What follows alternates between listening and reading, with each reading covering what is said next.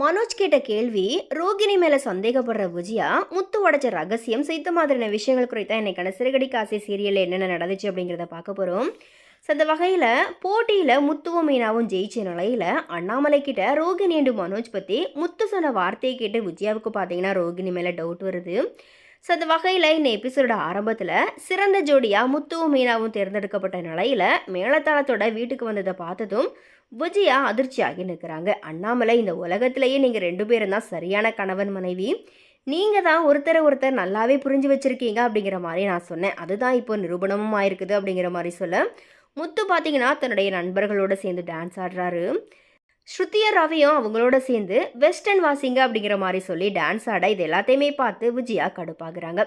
அதுக்கப்புறமா விஜயா இவங்களுக்கு ஆரத்தி எடுக்கக்கூடாது அப்படிங்கிற மாதிரி நைஸாக கிளம்ப பார்க்க அண்ணாமலை விஜயாவை நிறுத்தி ஆரத்தி எடுக்க சொல்ல விஜயா ஸ்ருதியை ஆரத்தி எடுக்க சொல்ல அதுக்கு ஸ்ருதி நீங்கள் எடுத்தால் தான் நல்லாயிருக்கும் அப்படிங்கிற மாதிரி சொல்கிறாங்க. அதோட மீனாவோட அம்மாவையும் கூப்பிட்டு ஆரத்தி எடுக்க சொல்ல விஜயா கோபத்தில் இருக்கிறாங்க.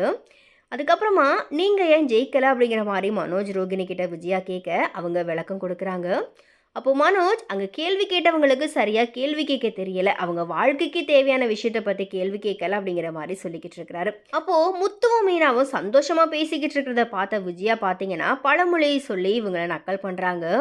அதுக்கு முத்து, நாங்கள் இவ்வளோ நாளாக வாழ்ந்த வாழ்க்கைக்கு எங்களுக்கு சர்டிஃபிகேட் கிடச்சிருச்சு, இது போதும் அப்படிங்கிற மாதிரி சொல்கிறாரு. அதுக்கப்புறமா அண்ணாமலை கிட்ட, நான் இவ்வளோ காசு ஒரே நாளில் சம்பாதிச்சது இல்லை அப்படிங்கிற மாதிரி சொல்லிக்கிட்டு இருக்கேன், இது உங்களுடைய நேர்மைக்கான பரிசு அப்படிங்கிற மாதிரி அண்ணாமலை சொல்கிறாரு. நான் இதில் ஜெயிக்கிறதுக்கு காரணம் மீனா மட்டும்தான். மீனா தான் தூங்காமல் என்கிட்ட நிறைய கேள்விகள் எல்லாமே கேட்டு யோசித்து நாங்கள் பேசிக்கிட்டு இருந்தோம். இந்த மாதிரி முத்து செல்ல விஜயா ரோகிணிக்கிட்ட, நைட்டெல்லாம் நீங்கள் எதுவுமே ரெடி பண்ணலையா அப்படிங்கிற மாதிரி கேட்கவும் நாங்கள் தூங்கிட்டோம் அப்படிங்கிற மாதிரி ரோகிணி சொன்னதும் நல்லா தூங்குங்க அப்படிங்கிற மாதிரி விஜயா கோவப்படுறாங்க.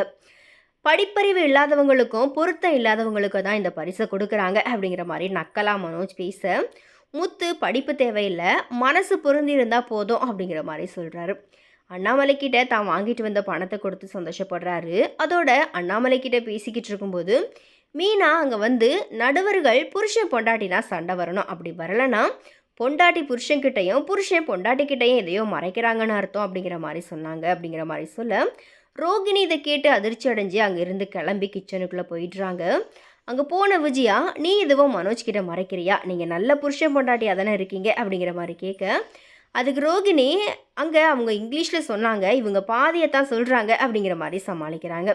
ஆனால் விஜயாவுக்கு ரோகிணி மேலே டவுட் வருது. அதுக்கப்புறமா மனோஜும் ரோகிணியும் பேசிக்கிட்டு இருக்கிறாங்க. அப்போது மனோஜ், நாம தான் சிறந்த ஜோடி, நீ என்னுடைய வாழ்க்கையில் கிடச்சது எனக்கு மிகப்பெரிய கிஃப்ட், என்னுடைய பாஸ்ட் லைஃப் தெரிஞ்சு நீ என்னை ஏற்றுக்கிட்டதை நான் லைஃப்பில் மறக்கவே மாட்டேன் அப்படிங்கிற மாதிரி பேசிக்கிட்டு இருக்கிறாரு.